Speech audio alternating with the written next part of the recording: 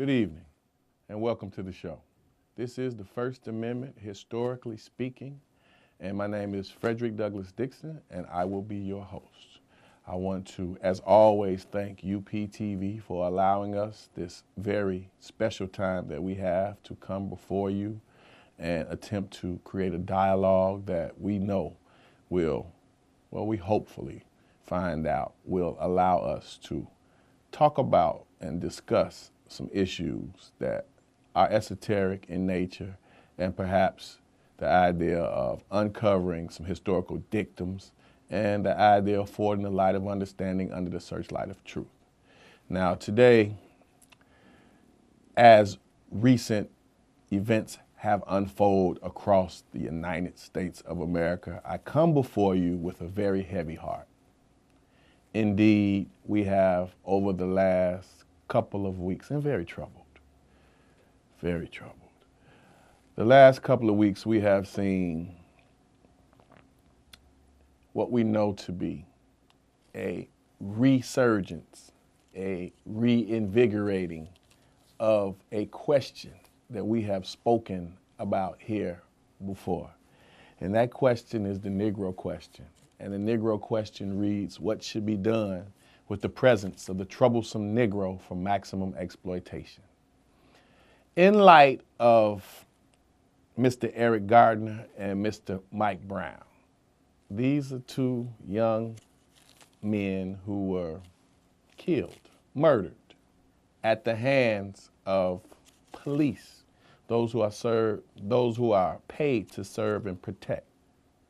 So today will be like no other time that I've come before you, and perhaps like no other time that I would ask that you to pay strict attention to what's going on. Remove the idea of hypocrisy, remove the idea of what we know that has been cover-ups, and perhaps just look at exactly what happened. Now, a lot of us do not have the capability because of our learned behaviors and what we've been taught. We will find ways to excuse, we will find ways to ignore. But today, and for a very small time, just for today, we will make sure that this voice will be heard. And this voice will speak from the voiceless, those who have been victim of the mayhem and the murder. And we will provide an avenue for that particular thought. So I like to set up the idea of what we call our violent past. Here as blacks in the wilderness of North America, our violent past. Now, I want to be very central in the idea of what violence is. Now, violence is, in America, a part of everyday society. When you begin to turn on the news, and a wise man called it shock TV, the first 5 minutes is about murder, mayhem, destruction. And they say that violence sells along with sex. Both of those two sell. So if violence and sex sells, then the consumers of these particular thoughts have to be overwhelmed with what these two particular thoughts do on a regular basis. So I like to go to the transatlantic slave trade, their time after, and talk about lynchings. Lynchings in America after the Civil War. Let's talk about during Reconstruction, 1865 to 1877. This is where the idea of a new slavery began. So we talk about Jim Crow laws and black codes, all set the pace societally in our what would indeed be looked to as correct, what would be looked to as policy, and what would be looked to as those who will fulfill the policy and continue the policy as the time would turn towards the turn of the century in 1900s. At this particular time, we find that lynching is used as a social tool. Lynching has been used in the idea of to continue the sanctity of white women. So we have seen on several occasions where a person was lynched because they have said something inappropriate to a white woman.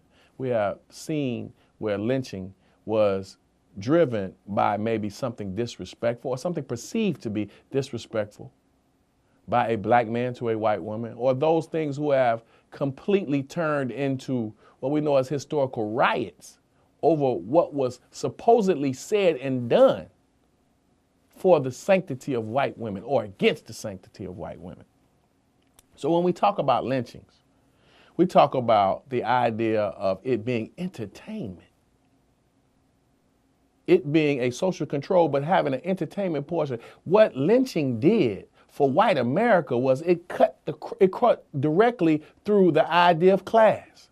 So the lower class and the higher class were in agreement in entertainment and would gather together to make sure that the social construct was intact to no end while they separated themselves, while connecting themselves, all in the same time, over the idea of removing those who they thought were subhuman. So if you've ever seen the idea of what happens during a lynching, how can you say this group of people who pulled off this atrocity could be Christians?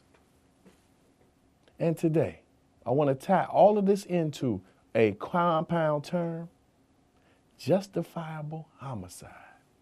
This term, justifiable homicide, that I'm going to use today had been forwarded to the masses of blacks in the year of 2007 by the most honorable Minister Louis Farrakhan in a very vital lecture at Mosque Marion.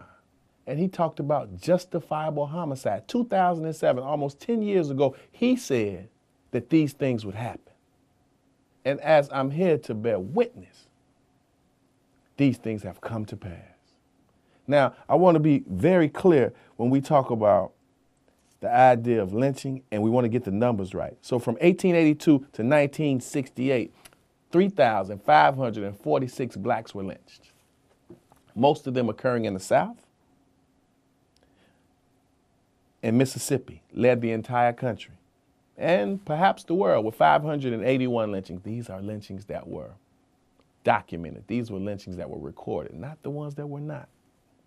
Georgia was second, 531, and Texas was third, 493. 79% of the lynchings that happened in the South. That means there were some lynchings in the North. So today, to talk about justifiable homicide and what is going on in our country right now, well, I want to be very clear and say that it's not just what's going on in our country now. It's the idea of technology shrinking the world, and the idea of Facebook, Twitter, and social media drawing together and exposing, just with the idea of the lens of the camera that's pointed at me right now, the truth and what happens and those who perpetrate these particular atrocities. So when we talk about justifiable homicide, we want to break that term down. Webster's 9th Collegiate Dictionary allows us to look at the word justifiable of being capable of being justified or excusable, to provide a good reason, to prove or show something to be just, right, or reasonable. That's the idea of justifiable. Homicide in itself means a person who kills another, a killing of one human being by another. Now, when we talk about what happened to Trayvon Martin, he was indeed murdered, executed, assassinated, unarmed. When we begin to talk about Mr. Mike Brown, assassinated, murdered, unarmed. And when we talk about Eric Gardner, killed at the hands of more than one white male, one who used a chokehold so devastatingly that he gasped 11 times and said that I cannot breathe. And he was accosted for selling cigarettes illegally, they say. So over the years, historically, it doesn't take a whole lot to murder black people by white people in America. It doesn't take a lot. And historically, there are some things that we know have happened. And some historically is the death of Black Wall Street, 1921, Tulsa, Oklahoma, with the idea of the removal or the burning down of Tulsa's black millionaire section, the Gap area, the avenues of Greenwood, Archer, and Pine. This particular area. And all of this was started because of a so-called disrespect of a white woman in an elevator. Sarah Page was an elevator operator, and Mr. Dick Rowland, who was a ward of the state who was about 18 and 19 years old, who was a shoe salesman. And somehow, some way it got tangled that he had disrespected or tripped and fell and groped her.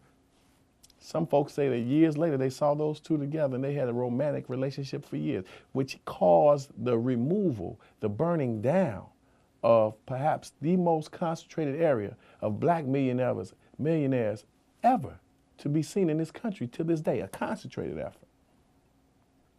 So my heart is extremely heavy, and it is all the time. It's just that we're discussing these things now. These things have consistently taken place. There has been no break in the idea of justified homicide towards the black man here in America. It has been consistent, it's been legal, systematic, and it is backed up and justified by every court in the land. And I think the most servile portion is when we find a professional black person who deems it necessary to add to the pot and the fuel that we know today creates the atmosphere for justifiable homicide. So I want to talk about Dr. Bobby E. Wright because he talked about these things prior to 1974. Dr. Bobby E. Wright, the very first black man to graduate the University of Chicago with a PhD in psychology. And he has an article that you all should read that's called The Psychopathic Racial Personality. And I'm sure that you've heard me mention it before because it is indeed a classic piece. And a classic, I want to give a functional definition. A classic is something that's as important today as when it was written. So he goes on to say, he said he compares the relationship. I want to go back. He talks about, the title again is The Psychopathic Racial Personality. And he talks about the relationship between blacks and whites in Northern America. And that's where he starts. And I want to read you a quote. He says, in a bullfight, after being brutalized while making innumerable charges at the movement of the Cape, there comes a time when the bull finally turns and faces his adversary, with the only movement being the bull's bloody, heaving sides. It is believed for the first time that the bull sees the matador for what he is. The final confrontation is known as the moment of truth. And for the bull, this moment comes too late. I agree with Dr. Bobby Wright. When we look at just this last week, what has happened in America and how those who control legally and systematically the pace in American society have either spoken on the side of justifiable homicide or remained neutral. For this and all the atrocities that we have seen here in America, there is what you call reciprocity. And what reciprocity means that what you do will come back to you. Now you've put another term on it and call it karma. Well, we can understand that term too. What you do will indeed come back to you. I say to you, we understand wholeheartedly how America has used violence as a means of social control. But I question white America. And I say to white America, how long do you think that you will be able to get away with this without reciprocity, without the idea of retribution? How long will you be able to kill black men, unarmed or armed black men? How long do you plan on murdering black men, women, and children? And we have to look at this direct pattern and then look to those who created this pattern, the scientists of evil. I want to be very clear when I say justifiable homicide in America will only fester and multiply from where we are right now.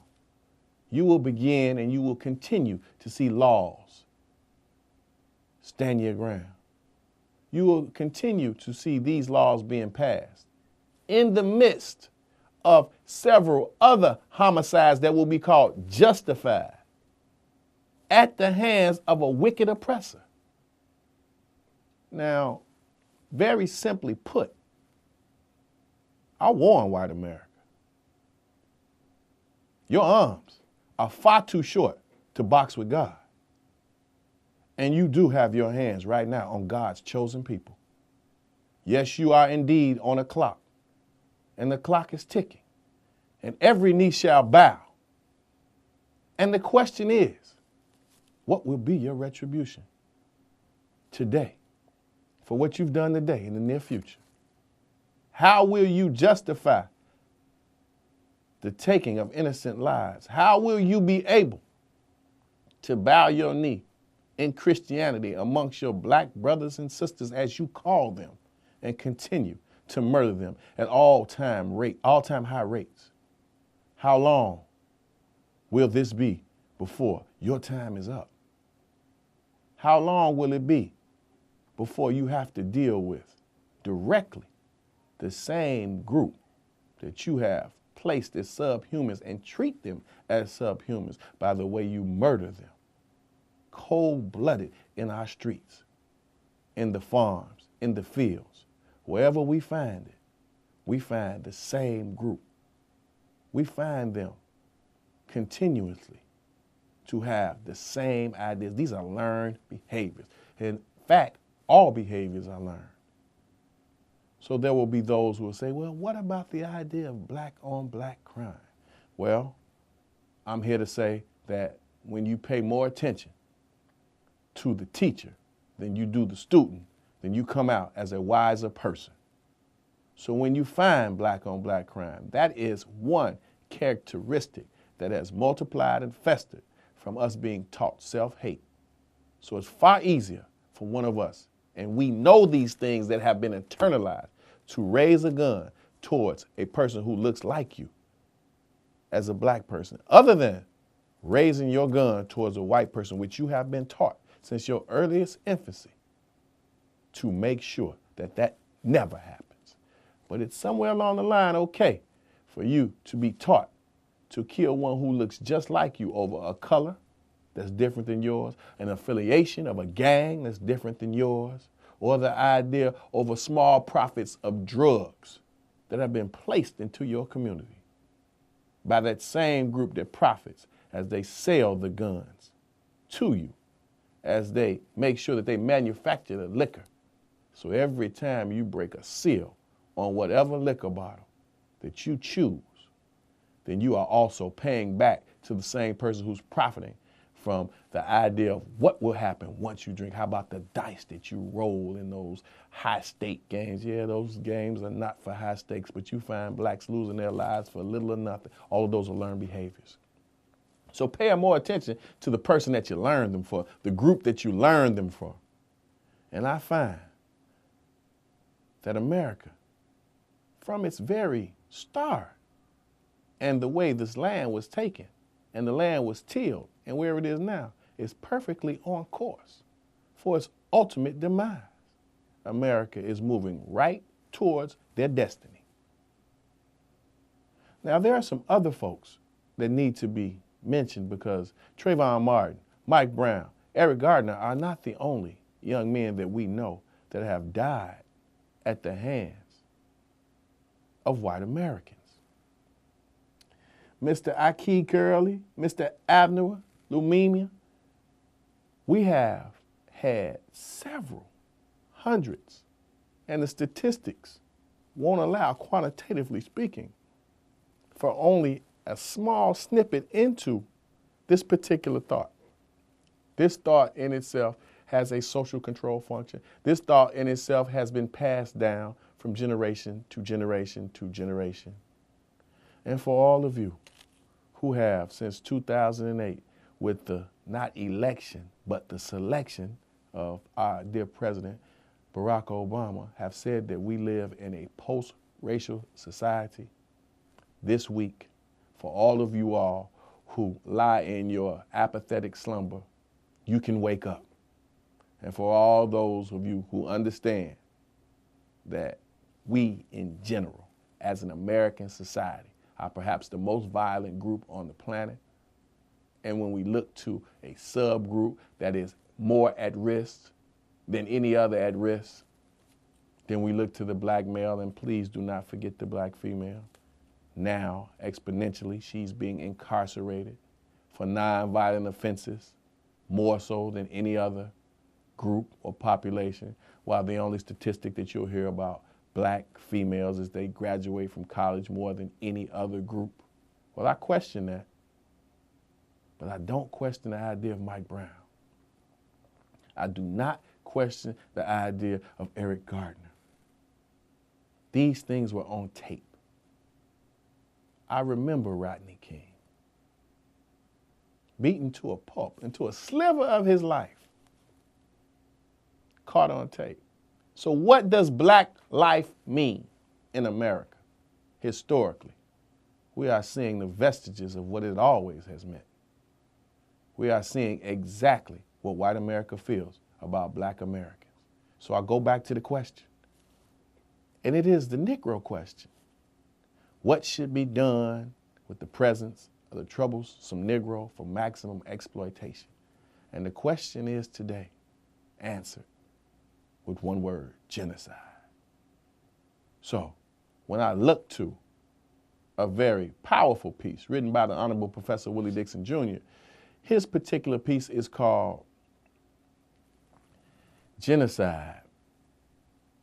The charge is genocide, the crime of the American government against the Negro people, written in 1995. And he talks about 3 ways that the oppressor deals with the oppressed. He said emancipation, liquidation, and pacification. 3 ways that the oppressor deals with the oppressed. So when we say liquidation, this is one portion. Justifiable homicide is tied into the liquidation or the genocide of this entire black race. How do I tell grandchildren? How has my grandfather explained it? My father explained it to me. Well, we go by codes because we as black men are taught a different culture and what we should say in certain situations and what we can do in certain situations, and more specifically, what we cannot and should not and should ever do in certain situations, like no other group on this planet. How do I explain to my son? How do I explain to his son, Mike Brown, Eric Gardner, Trayvon Martin, and have them be attuned and have them be productive people in a society where their life means less than that of a dog? Well, the professional football player Michael Vick went to jail for over 4 years, close to 4 years, because of his role in a dog fighting capacity and what he did in dog fighting. When what they did to Eric Brown was worse than any dog fight that you've ever seen in your life. What happened to Mike Brown, and just what happened to these folks afterwards. Mike Brown laid on the ground in front of thousands of people, hundreds and thousands, hundreds of people for 4 hours before they removed his body. And we heard everything in the world negative about Mike Brown. So what role does the media play in justifiable homicide? I can only say to you, and I say clearly to you, that there's absolutely no way that white America will be able to get away with this consistently without a struggle. Now, I'm of age to say that the generations that are coming after me are not like me. They are far more serious than I am. And there are more soldiers and warriors in that group. And we know that because of some of the things that we see with the incarceration rates, that those who control society understand that as well. How do I explain Mike Brown, Eric Gardner, and Trayvon Martin? Well, let me ask this. White America, how do you explain it? How are you able to sleep at night under the idea of Christianity? So you want me to turn the other cheek. You want me to forgive my open enemy, be friends with those who perpetrate the most horrendous crimes on a regular basis. Well, it's written in Revelations. They call him the bloodshedder. And they said, why? We don't know. He just loves to shed blood. It has everything to do with their connection to where they're from. So pay more attention to the teacher than you do the student. How do we explain the loss of black life at the hands of so many vicious, white, avaricious men? How do we? Well, we don't have to lie. The truth is bad enough. And I know I'll forever be charged with speaking this way. Charge me and charge me clearly. I know you won't tell the truth. You'll talk about the lies. You'll be able to put a spin on this. But spin this, your dreaded retribution is forthcoming. And there is no way that you will escape your dreaded retribution. These young men, Sean Bell, these young men who have been the perpetrated, who have been those who have been perpetrated against. I thank the most honorable Minister Louis Farrakhan for speaking on this subject close to 10 years ago and giving us the light of understanding under the searchlight of truth to say that these things will happen. And I say to you, they will continue to happen until one day they will no longer happen. So I say to you, and I want to be very clear, that this is nothing new in America, that black men die at the hands of white men. And I explain wholeheartedly that blacks kill blacks because they've never been trained to kill whites. Therefore, it's outside of their experience. No, I'm not advocating for any violence. I'm not that naive. I don't have that much hate in my house, in my life. Hate is too strong of an action to waste on people you do not like. But I have to be a warner that you will indeed pay for each and every act that you have perpetrated. Ladies and gentlemen, this information may in no means change your life, but because truth and you are so very important to me, I just thought you ought to know. I remain, with esteem and respect, Frederick Douglass Dixon, a distinguished man of color. Thank you.